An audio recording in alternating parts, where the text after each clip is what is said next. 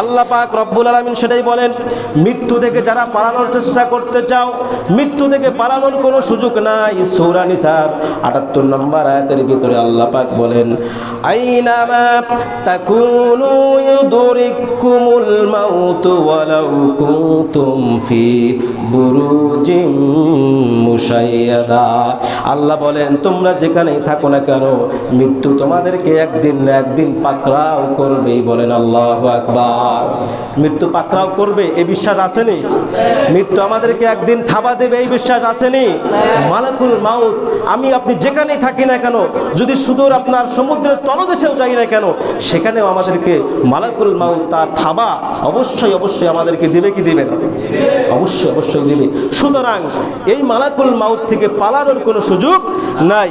আল্লাহ আরো বলেছেন সূরা জুমুআ ৮ নম্বর আয়াতের ভিতরে আল্লাহ পাক বলেন, কুল ইন্নাল মাউতাল্লাযী তাফিররুনা মিনহু ফাইন্নাহু মুলাকীকুম সুম্মা তুরাদ্দুনা ইলা আলিমিল গায়বি ওয়াশ শাহাদা ফায়ুনাব্বিউকুম বিমা কুনতুম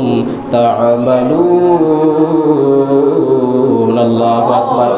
রাসূলকে ডেকে ডেকে বললেন, ইয়া রাসূলুল্লাহ, ইয়া হাবিবাল্লাহ, দোস্ত মুহাম্মদুর রাসূলুল্লাহ, আপনি আপনার উম্মতগুলোকে, আমার বান্দাগুলোকে জানিয়ে দিন, ইন্নাল মাউতাল্লাযী তাফিররুনা মিনহু ফাইন্নাহু মুলাকীকুম। যেই মানুষগুলো মৃত্যু থেকে পালানোর চেষ্টা করতেছে, যেই মানুষগুলো মৃত্যু থেকে পালানোর জন্য এদিক সেদিক দৌড়াদৌড়ি করে, আল্লাহ পাক বলেন ফাইন্নাহু মুলাকীকুম, ওই মৃত্যু একদিন না একদিন তোমাদের সাথে মোলাকাত করবে। বলি আল্লাহু আকবার।